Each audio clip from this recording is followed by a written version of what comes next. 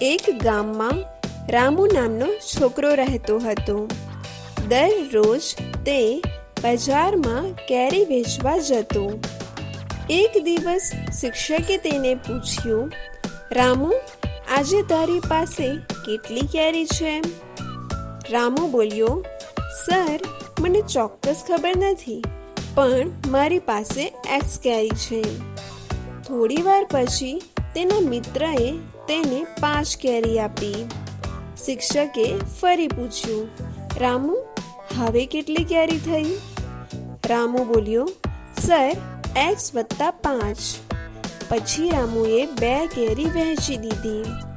હવે તેને ફરી પ્રશ્ન પૂછવામાં આવ્યો, રામુ, હવે તારી પાસે કેટલી કેરી બચી? રામુ બોલ્યો, સર, x + 5 - 2 એટલે કે x + 3.